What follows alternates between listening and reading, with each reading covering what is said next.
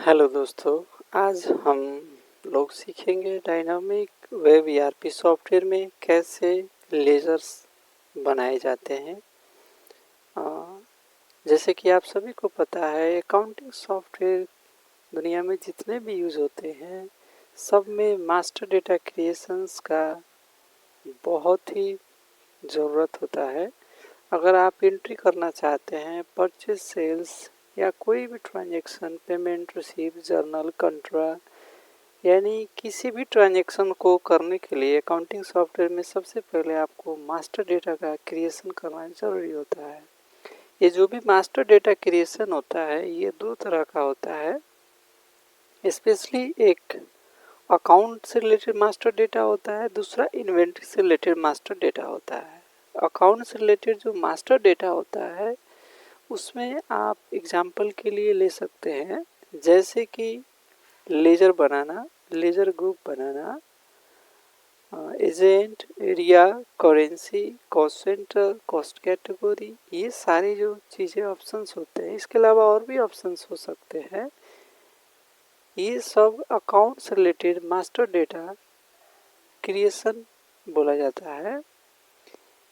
वैसे ही आप इन्वेंट्री से रिलेटेड मास्टर डेटा क्रिएशन को समझ सकते हैं। जैसे इन्वेंट्री अपने आप में ही एक वर्ड है जिसका मतलब होता है सामान, यानी प्रोडक्ट से रिलेटेड, आइटम रिलेटेड चीज़ों को क्रिएट करना, यानी किसी भी कंपनी में जो बेचने के पर्पज से खरीदा जाता है, यानी बिजनेस में जो सामान का खरीद बिक्री होता है उससे रिलेटेड डिटेल्स को बनाना स्टॉक या इन्वेंट्री का मास्टर डेटा क्रिएशन बोला जाता है। जैसे प्रोडक्ट बनाना, प्रोडक्ट ग्रुप बनाना, प्रोडक्ट का यूनिट बनाना, गोडाउन बनाना, ये सारी जो चीज़ें हैं ये अकाउंट्स के अकाउंटिंग सॉफ्टवेयर के अंतर्गत इन्वेंट्री का मास्टर डेटा क्रिएशन का पार्ट माना जाता है। यानी ओवरऑल जो भी मास्टर डेटा क्रिएशन है वो अकाउंट से रिलेटेड भी हो सकते हैं और इन्वेंट्री से रिलेटेड भी हो सकते हैं। तो चलिए पहले हम देखते हैं कि लेजर मास्टर, यानी जो क्विक ऑप्शन में एक ऑप्शन दिया गया है उसका यूज़ करके हम लोग लेजर क्रिएट करेंगे और वो लेजर कैसे क्रिएट किया जाता है उसका डिटेल जानेंगे। तो चलिए फॉर्म को खोलते हैं। लेजर बनाने के लिए आप लेजर मास्टर में क्लिक कर सकते हैं। यहाँ जैसे ही आप उस ऑप्शन में क्लिक करेंगे आपको एक फॉर्मेट दिख रहा है, यानी एक फॉर्म खुला हुआ है जिस फॉर्म के ऑप्शंस को आपको भरना पड़ेगा। जैसे देख रहे हैं इसमें एक नेम ऑप्शन है, यानी नेम में एक स्टार साइन भी लगा हुआ है। अगर इसको ठीक से समझे तो नेम का मतलब है यहाँ पे लेजर का नेम देना होगा। जैसे अगर हम टेलीफोन चार्जेज अकाउंट बनाना चाहते हैं तो हमको क्या लिखना होगा, टेलीफोन चार्जेज अकाउंट लिखना होगा। या तो आप टेलीफोन चार्जेज लिखिए, उसके साथ सिंबल जोड़ना है तो जोड़ सकते हैं, आपकी इच्छा। आगे जो ऑप्शन है उसमें एलियस ऑप्शन दिया गया है। एलियस का मतलब होता है एब्रिविएटेड नेम या तो शॉर्ट नेम, संक्षिप्त नाम। तो जिस लेजर का संक्षिप्त नाम है उस केस में हम लोग दे सकते हैं, नहीं है तो इसको छोड़ सकते हैं। कोड जो ऑप्शन है ये ऑटो डिस्प्ले होता है, ये डालने का यहाँ पे ज़रूरत नहीं है। लेकिन अगर आप मैनुअली अगर आपका कोड अलग है, अपने हिसाब का कोड देना चाहते हैं तो आप इसे चेंज करके यहाँ पे डाल भी सकते हैं, ये आपकी इच्छा है। चौथा ऑप्शन है ग्रुप, यानी ग्रुप के अंतर्गत यहाँ पे जो है डायनामिक सॉफ्टवेयर में 44 ग्रुप पहले से बने होते हैं, यानी उन 44 ग्रुपों को चूज करके ही लेजर बनाना होता है।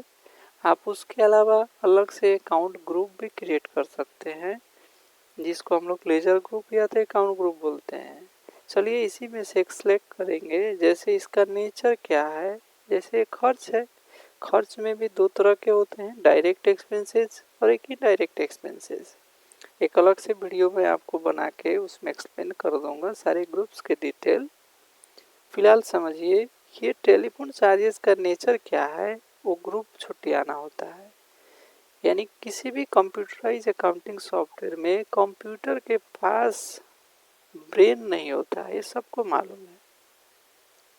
उसमें जो लॉजिकल ब्रेन है उसको बताना होगा हम लोगों को कि जो लेजर बना रहे हैं उसका नेचर क्या है, यानी उसका ग्रुप क्या है। जब हम ग्रुप फिक्स करेंगे उसके हिसाब से किसी भी सॉफ्टवेयर में उसमें जो कोडिंग है इनसाइड जो लॉजिक है उसके हिसाब से उसको डेबिट करना है कि क्रेडिट करना है, कैसे रिपोर्टिंग में कहाँ ट्रांसफ़र करना है वैल्यू, वो खुद सॉफ्टवेयर करेगा। लेकिन लेजर क्रिएशन करते वक्त सबसे पहले हम लोगों को लेजर का नेचर यानी ग्रुप छुट्टियाना होता है, जिसको हेड्स ऑफ अकाउंट भी बोला जाता है। और एक चीज़ और ध्यान में रहे, किसी भी लेजर का जो ग्रुप होता है वो 4 नेचर का होता है। या तो कोई भी लेजर एसेट्स नेचर का हो सकता है, संपत्ति जिसको बोलते हैं, या तो लायबिलिटी यानी कर्ज या दायित्व बोला जाता है नेपाली में, तीसरा एक्सपेंसेस, चौथा है इनकम यानी आमदनी। यानी 4 तरह के ही जो लेजर का नेचर होते हैं, इन्हीं को 44 ग्रुप में कैटेगराइज किया गया है। अदर सॉफ्टवेयर में आपके अलग अलग नंबर्स हो सकते हैं इन ग्रुप का। आपको ध्यान रखना है जब आप डायनामिक वेब ईआरपी को चलाते हैं तो इसमें 44 ग्रुप आपको दिख जाएंगे जो पहले से दिए गए रहते हैं। इसी में से एक ग्रुप को सिलेक्ट करना है।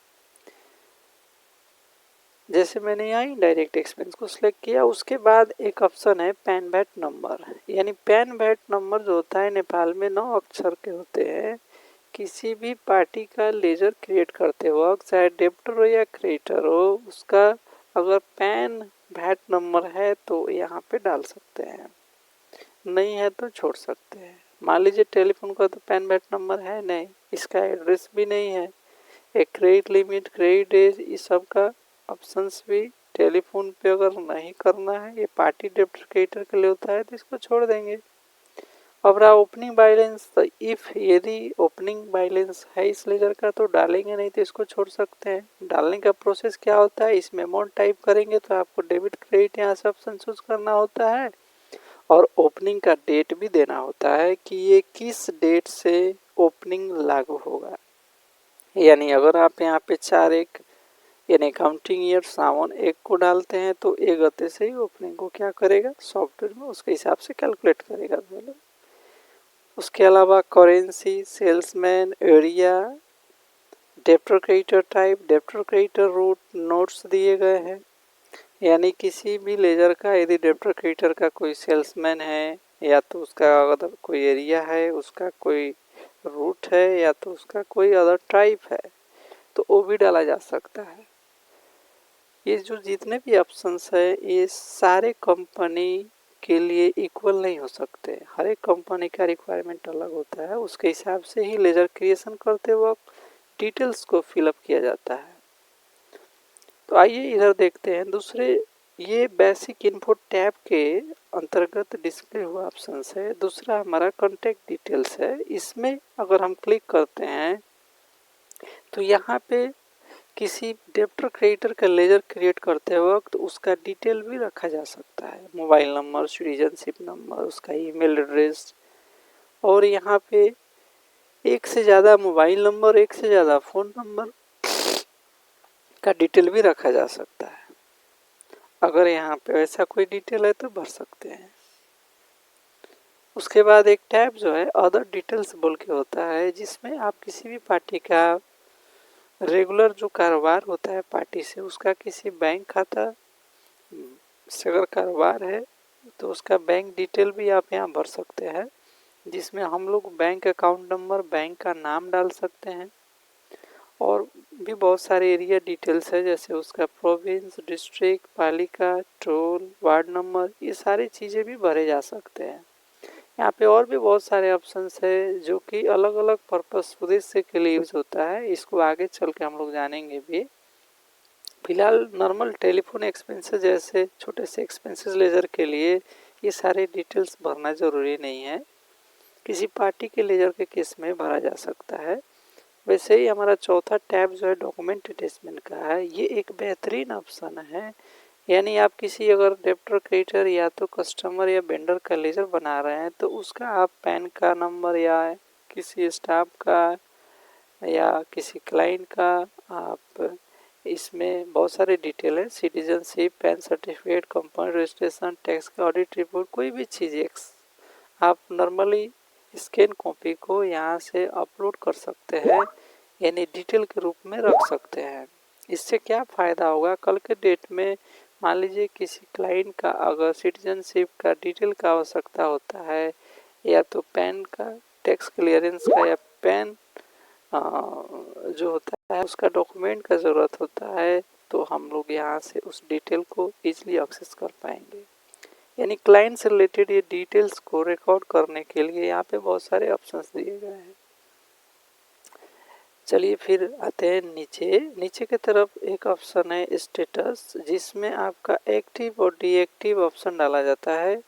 ये एक्टिव ऑलवेज ऑन रहता है, इसका मतलब है आप जो लेज़र बना रहे हैं उसको फ्यूचर में यूज़ भी करना है, वो कहीं बिल बनाते वक्त या तो वाउचर बनाते वक्त शो भी होगा। अगर डीएक्टिव कर देंगे तो लेज़र एक तरह से हाइड हो जाएगा, एक्टिवनेस उसकी चली जाएगी, उसे आगे आप यूज़ नहीं कर पाएंगे।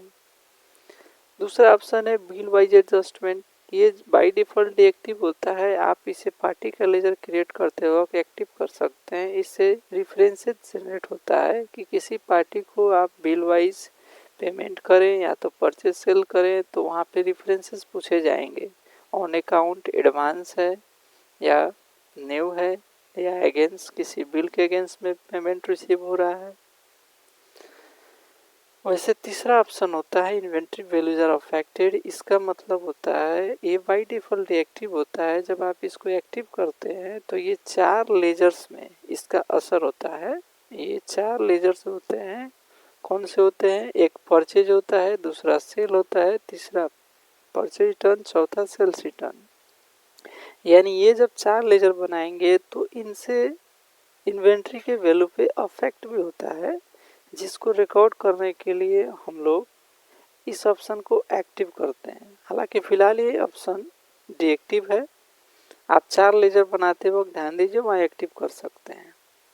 वैसे ही कॉस्ट सेंटर आर अप्लाइड जो ऑप्शंस होता है ये सब लेजर के रूप में, यदि किसी लेजर पे सब लेजर फ्यूचर में यूज़ करना है आपको तभी इस ऑप्शन को यस करें, वरना इसको डीएक्टिव ही छोड़ दें। कॉस्ट सेंटर का मतलब यहाँ पे किसी लेजर पे सब लेजर यूज किया जा सकता है, तो उस केस में अगर आप सब लेजर यूज़ करना है पार्टिकुलर लेजर पे जो अभी बना रहे हैं तो भी एक्टिव करना है।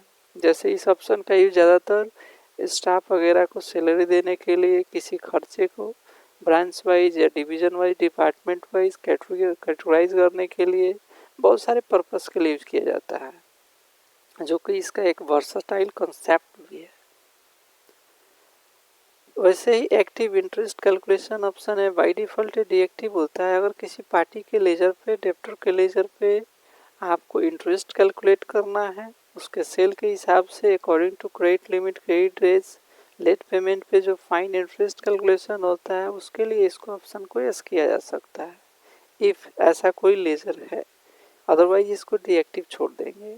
एक्टिव चेक डिटेल्स का मतलब होता है जब हम किसी पार्टी को पेमेंट रिसीव करेंगे तो उस वक्त एक ऑप्शन बॉक्स खुलता है जिसमें चेक का डिटेल्स डालने का भी ऑप्शन होता है, यानी उस चीज़ को एक्टिव करना है तो यहाँ पे एक्टिव करेंगे।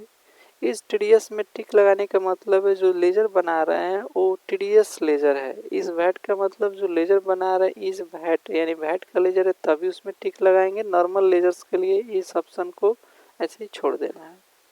वैसे ही लास्ट में एक ऑप्शन दिखाई दे रहा है जिसका डिटेल लिखा हुआ है ईज इम्पोर्ट एक्सपोर्ट लेज़र, ये एक बेहतरीन ऑप्शन है। इसको कब यूज़ किया जाता है, जब आप ऐसा पार्टी का लेज़र बना रहे हैं जैसे जो इंपोर्ट करते वक्त, यानी जो बाहर से सामान खरीदा जाता है या इंडिया वगैरह चाइना से जो बाहर से सामान इंपोर्ट किए जाते हैं, तो उस इंपोर्ट लेज़र को यानी पार्टी का लेज़र बनाने के लिए या तो एलसी के केस में जो पार्टी बाहर का है, आउटसाइड ऑफ द कंट्री का जो इंपोर्ट करते हैं वो पार्टी लेजर बनाएंगे तो इस ऑप्शन को यस करना होता है,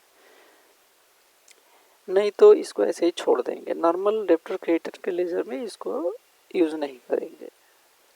तो चलिए इस तरह से हमने एक छोटा सा डिटेल भरा। इस डिटेल को आप भर के जब सेव में क्लिक करेंगे तो ये लेजर बन जाएगा। इस तरह से लेजर बनाना है। अब ये एक खर्च का लेजर था, इसके जगह आप किसी भी संपत्ति, एसेट्स, लायबिलिटी, क्रेडिटर, डेब्टर सब का लेजर बना सकते हैं। चलिए मैं आपको दिखाता हूँ। इसमें बहुत सारा लेजर बना हुआ है। सर्च ऑप्शन से आप देख भी सकते हैं। इसमें 93 ठो लेजर पहले से बना हुआ है। ये सारे लेजर्स का नाम आपको दिख रहा है। आप यहाँ पे किसी लेजर्स को यहाँ एडिट करके भी देख सकते हैं। जैसे वेजेज अकाउंट डायरेक्ट एक्सपेंस में डाला गया है। आप इसको चाहे तो यहाँ से डिलीट ऑप्शन है, डिलीट भी कर सकते हैं। यानी देखने के लिए और डिलीट करने के लिए जो ऑप्शन दिया गया है उस सर्च बोल के ऑप्शंस के अंतर्गत है। यानी सर्च करेंगे तो यहाँ से बॉक्स खुलेगा। इसमें और भी बेहतरीन फीचर्स क्या है, जैसे हम लोग किसी लेजर का नाम लिख के भी सर्च कर सकते हैं। लेजर्स को एलियास वाइज, कोड वाइज, पेनवेट वाइज भी सर्च किया जा सकता है। बाय डिफ़ॉल्ट इस सॉफ्टवेयर में जो रिबन में वैल्यू शो हो रहा है वो 10 तो शो हो, ऐसा फीचर डाला गया। आप 100 करेंगे तो ये 100 यहाँ पे शो करने लगेगा। यानी मिनिमम 100 को इंक्लूड कर देगा। अगर मान लीजिए 200 लेजर है तो आप डायरेक्ट 200 का लिस्ट देखना चाहते हैं तो उसमें 200 टाइप करेंगे तो ये 200 लेजर का लिस्ट दिखाएगा। बाय डिफ़ॉल्ट 10 होता है, यानी 10 होता है। तो ऐसे आप लेजर देख सकते हैं, लेजर को एडिट कर सकते हैं, लेजर बना सकते हैं।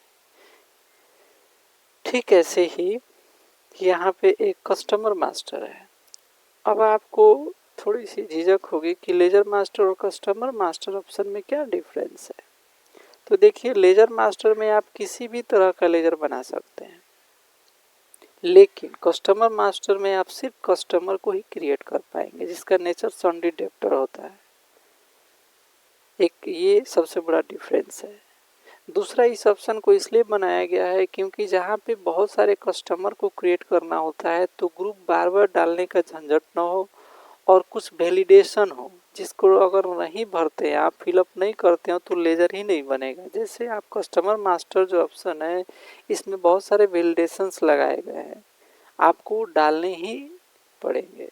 जैसे कॉन्टेक्ट डिटेल्स का कुछ ऑप्शन है जिसमें आपको ये मोबाइल नंबर अनिवार्य किया गया है, पेनवेट अनिवार्य किया गया है।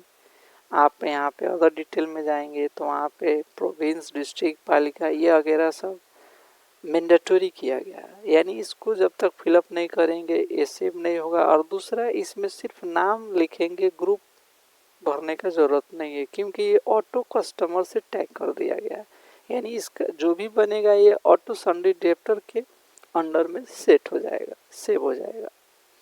तो एक डिफरेंस ये है, ये सिर्फ कस्टमर का लेजर बनाने के लिए उपयोग किया जा सकता है। ये अलग से एक बेहतरीन फीचर है। जो लेजर बने हुए हैं सेम जैसे लेजर को सर्च किया गया वैसे ही यहाँ पे सर्च कर सकते हैं और बना सकते हैं। यहाँ पे एडिट भी डिलीट भी कर सकते हैं। तो एक ये छोटा सा ऑप्शन कस्टमर मास्टर भी डाला गया है। हालांकि इसका सारा जो मेन है लेजर बनाने का ऑप्शन वो लेजर मास्टर ही है। एक ही सुविधा दी गई है, अगर सिर्फ कस्टमर नेचर है किसी का और बार बार ग्रुप नहीं डालना है लेकिन हमको कस्टमर बनाना है तो कस्टमर मास्टर ऑप्शन को स्विच किया जा सकता है। लेजर कस्टमर, जो कस्टमर टाइप के लेजर होते हैं सन्डी डेप्टर यहाँ से बनाए जा सकते हैं।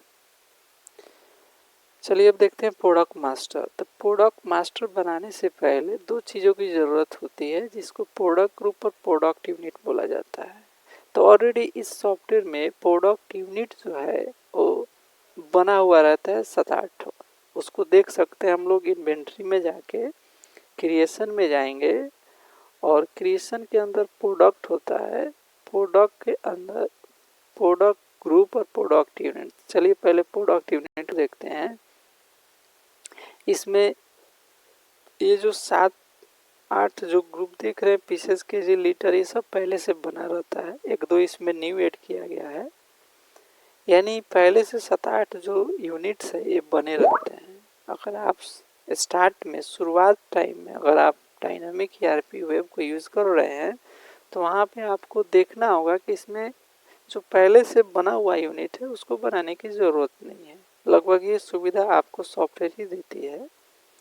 वैसे ही प्रोडक्ट ग्रुप में आपको जाके अपने हिसाब का प्रोडक्ट ग्रुप बनाना होगा। ये आप यहाँ से जाके प्रोडक्ट ग्रुप में आप जो भी चाहें यहाँ बना सकते हैं, जो प्रोडक्ट का आपका ग्रुप हो, फिनिश गुड्स, रॉ मटेरियल, या तो बहुत सारे यहाँ पे दिख रहे हैं। ये यूज़र के हिसाब से अपना अपना ग्रुप बनाया गया है, आप अपने हिसाब का ग्रुप बना सकते हैं।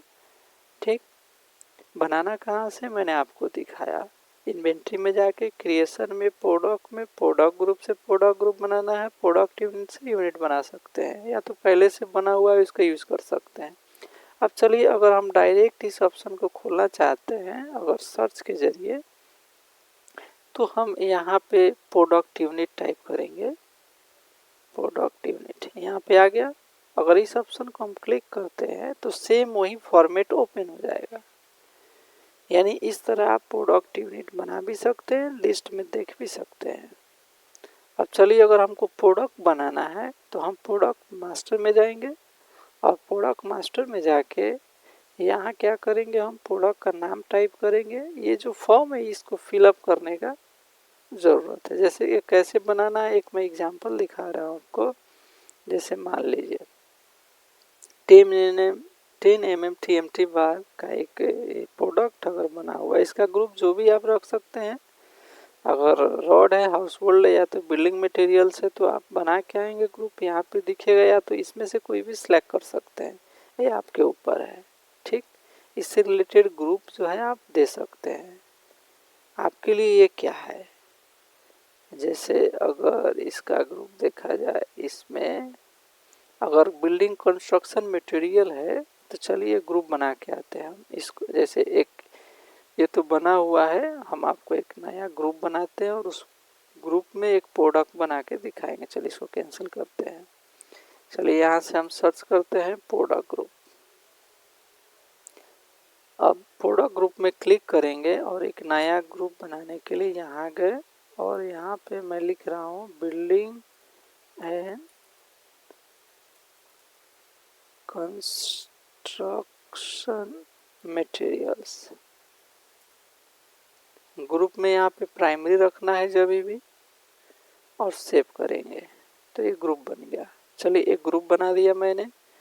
अब अगर हम कोई प्रोडक्ट बनाते हैं, जैसे वही प्रोडक्ट था उसी को एडिट करते हैं, TMT बार, इसको एडिट करके मैं इसका ग्रुप चेंज कर देता हूँ। ये बिल्डिंग मटेरियल्स, एक बार इसको फिर से खोलना होगा क्योंकि अभी नया क्रिएट हुआ ना, इसीलिए शो नहीं हुआ। चलिए यहाँ पे आ गए हम लोग, इसको एडिट करते हैं। अब यहाँ पे इसके ग्रुप को हम चेंज करेंगे। जैसे ये 10 mm TMT बार हो गया, इसका ग्रुप हो गया building and construction material. Unit में आपको जिस चीज़ में यूनिट रखना है, केजी में रखना है, क्विंटल में, जो भी आप रख सकते हैं। चलिए शॉर्ट नेम हो गया, देना है तो दीजिए, नहीं तो छोड़ सकते हैं। अगर प्रोडक्ट का कैटेगरी है तो दे सकते हैं, टाइप है तो दे सकते हैं, नहीं तो प्राइमरी ही छोड़ देंगे। परचेज में आप परचेज लेजर टैग कर सकते हैं अपने हिसाब से, या तो आप न भी टैग करें तो कोई दिक्कत नहीं, आप यहाँ पे सेल्स अकाउंट, ये आपका इच्छा, यहाँ पे टैगिंग किया जा सकता है। उसके बाद नीचे जो ऑप्शंस दिए गए हैं, अगर आपका कॉस्ट रेट है, स्टैंडर्ड परचेज प्राइस है, तो वो भी फिक्स कर सकते हैं, या सेलिंग प्राइस, या तो MRP वगैरह। यहाँ पे ये फ़ायदा होता है, अगर आप रेट फिक्स करते हैं तो बाद में जाके वो आपको परचेज बिल या सेल बिल पे ऑटोमेटिक ये रेट कैरी करता है, इसका फ़ायदा ये है। और इधर देखेंगे बहुत सारे ऑप्शंस दिख रहे हैं। इज एक्टिव, ये बाई डिफ़ॉल्ट यस रहता है, क्योंकि ये जब तक एक्टिव नहीं होगा आगे सेलेक्ट नहीं कर पाएंगे।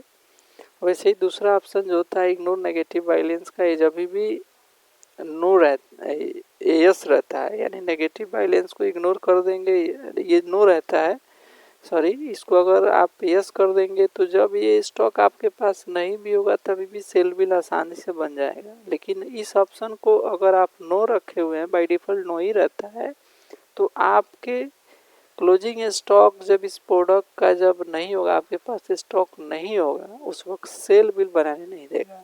फ़र्क ये है। Can edit self purchase rate को यस रखा जाता है, ताकि जो हम रेट फिक्स किए हैं यहाँ पे वो तो ऑटो कैरी कर जाएगा। उस केस में अगर चेंज करना पड़े कभी तो वो चेंज कर पाए आसानी से, उसके लिए ऑप्शन यस रखा जाता है। सेट अल्टरनेट यूनिट का ऑप्शन का यूज़ कब किया जाता है? जब एक प्रोडक्ट का एक से ज़्यादा यूनिट में आपको कारोबार करना है या तो रिपोर्टिंग चाहिए होता है। सेट स्टैंडर्ड रेट में यस है तभी ये जाके आपके ये रेट के डिटेल्स आए हुए हैं। सेट ओपनिंग यस होने से आपको यहाँ पे एक ओपनिंग बैलेंस जो दिख रहा है ये डालने का ऑप्शन उपलब्ध होता है। अगर आपके स्टॉक का बैच मेंटेन करना है मैन्युफैक्चरिंग एक्सपायरी तो इस ऑप्शन को यस करेंगे, नहीं तो छोड़ सकते हैं। वैसे ही इस टैक्सेबल यानी अगर ये टैक्सेबल प्रोडक्ट है तो इस वैट में यस रहेगा, अगर टैक्सेबल नहीं रहता नॉन टैक्सेबल रहता तो इसको न रखते हैं। यानी इस तरह से करके अगर हम सेव करेंगे तो ये क्या हो जाएगा, हमारा एक प्रोडक्ट बन जाएगा। सिंपली ऐसे ही दूसरा प्रोडक्ट बनाना है तो नाम टाइप करिए, उसका ग्रुप टाइप करिए, उसका यूनिट टाइप करिए, और कुछ करना है आगे भी इंफॉर्मेशन जो दिए गए अगर उसमें से रिक्वायरमेंट है आपकी तो भर सकते हैं, नहीं तो सेव करें। इस तरह से आपको अपडेट हो गया, यानी एक प्रोडक्ट बन गया। इसको देख सकते हैं, इसका ग्रुप भी दिख रहा है, एडिट भी किया जा सकता है, डिलीट भी किया जा सकता है। यानी ऐसे हम लोग फर्स्ट सेशन का जो भी ट्रेनिंग डॉक्यूमेंट था उसमें जो हमारा मास्टर क्रिएशन कॉन्सेप्ट था उसको अभी हम लोग डील किए या तो समझे। इसको थोड़ा बहुत मेमोराइज करना होगा आप लोगों को कि कैसे कैसे किया गया। इस वीडियो को आप एक बार, दो बार, तीन बार देखें और यहाँ से समझ सकते हैं। यानी अभी हमने देखा लेजर कैसे बनाना है, ठीक, और प्रोडक्ट के लिए प्रोडक्ट ग्रुप या यूनिट जो बना हुआ है उसका यूज़ कैसे करेंगे प्रोडक्ट क्रिएट करते वक्त। यानी ये जो क्रिएशन है मास्टर डेटा का क्रिएशन का काम था, अगर इतना करते हैं तब जाके आपको एंट्री करने में आसान होगी। तो मास्टर डेटा का मतलब भी आप समझ चुके हैं बखूबी, और जो ऑप्शंस दिए गए हैं उसका मतलब भी आपको समझ में आ गया हो। अब जितने भी ऑप्शन दिए गए सब भरने का ज़रूरत नहीं होता है, अपने रिक्वायरमेंट के हिसाब से, कंपनी की रिक्वायरमेंट के हिसाब से सारे ऑप्शंस भरे जाते हैं। चलिए आज का सेशन यही समाप्त करते हैं, फिर मिलेंगे आपको।